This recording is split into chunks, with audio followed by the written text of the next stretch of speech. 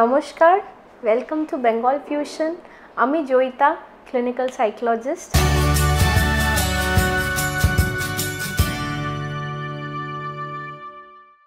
আর আজকে আমাদের বিষয় অ্যাডোলেসেন্ট রিলেশনশিপ। হ্যাঁ বন্ধুরা, অ্যাডোলেসেন্ট হচ্ছে ওই ধরুন 11 বছর বয়স থেকে 18 বছর অবধি। অ্যাডাল্টহুডে স্টেপ করি আমরা 18 বছর বয়সে। তো এই 11 বছর থেকে 18 বছর বয়সের মধ্যে নানা রকম শারীরিক চেঞ্জেস আমাদের মধ্যে হয়, তাছাড়াও নানা রকম ইমোশনাল চেঞ্জেসও হয়। এই সব রকম চেঞ্জের মধ্যে রিলেশনশিপগুলোও কিন্তু কেমন একটা পাল্টে যায়। অনেক নতুন নতুন রিলেশনশিপ জীবনে আসে, বিশেষ করে সেটা আসে হচ্ছে মিডল অ্যাডোলেসেন্ট স্টেজে।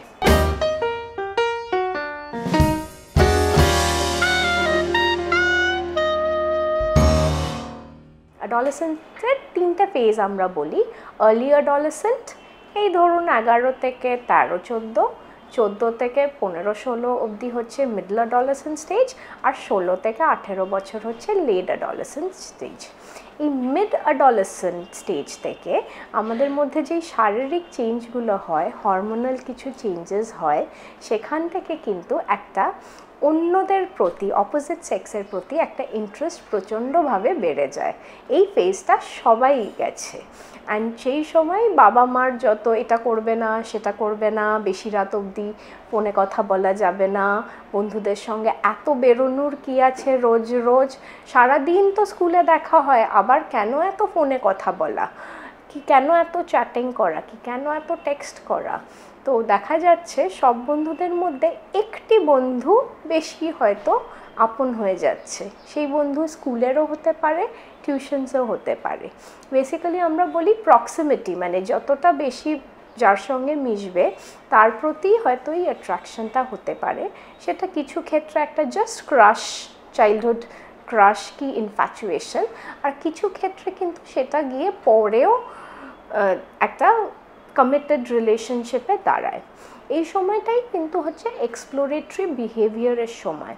আমাকে অনেকে এসে বলেছে, ম্যাডাম ওর পড়াশোনায় মন নেই, ওর তো এখন এই মেয়েটিকে খুব ভালো লাগছে, আমার ছেলে এই মেয়েটির সঙ্গেই সব জায়গায় যাবে, ওর সঙ্গেই সবসময় কথা বলবে, কি আমার মেয়ে এই ছেলেটির সঙ্গে ওর যত বন্ধুত্ব, আর কোনো বন্ধুকে এখন ওর ভাল লাগছে না। তো আমি সবসময় বলি কি দেখুন, এটাই তো এটা করার বয়স।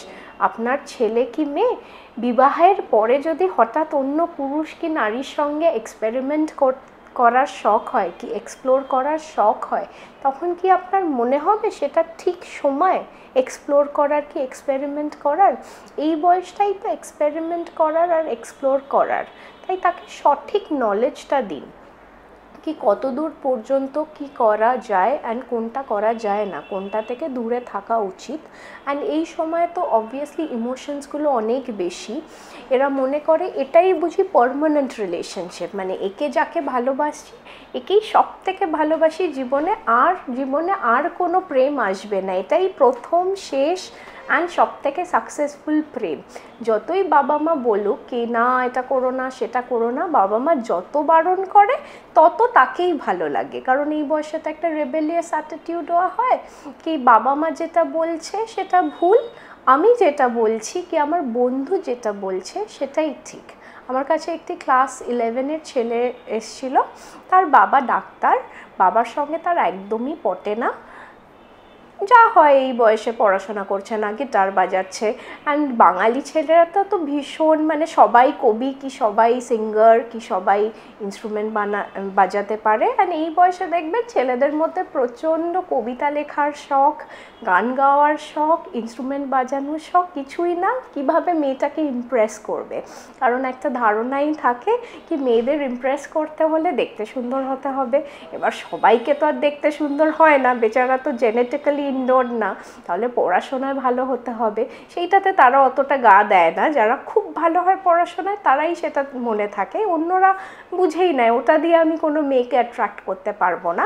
তাই আমার মধ্যে একটা কবি কবি ভাব আসতে হবে, কি গান গাইতে হবে, কি কোনো মিউজিক্যাল ইনস্ট্রুমেন্ট বাজাতে হবে, অন্যদের থেকে আলাদা হতে হবে, কি স্পোর্টসে ভালো হতে হবে, তাহলে হয়তো মেয়েটি আমাকে পছন্দ করবে। এবার দেখা যাচ্ছে ছেলেটি পড়াশোনা দিয়ে সে গিটারের পেছনেই পড়ে রয়েছে। অ্যান্ড তারপর কথা বলে আমি জানতে পারলাম সে মিউজিক লেখে, অ্যান্ড অবভিয়াসলি সিনে একটা গার্লফ্রেন্ডও আছে যাকেও ইমপ্রেস করার চেষ্টা করছে তার এই গান শুনিয়ে আর গিটার বাজিয়ে।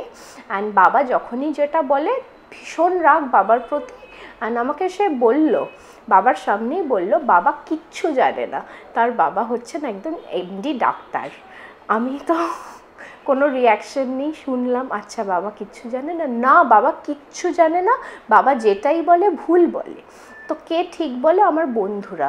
আমি আচ্ছা তোর মনে হচ্ছে তোর বন্ধুরা ঠিক বলতে পারে, কারণ তোর বাবার বয়সের একটা এক্সপোজার, একটা কোয়ালিফিকেশন, উনি দুনিয়াটা দেখেছে, তোর বন্ধুদের এক্সপিরিয়েন্স তো তোরই মতন, তুই যেটুকুনি জানিস সেইটুকুনি তারা জানে, তো কিভাবে তুই বলছিস কি বাবা কিছু জানে না?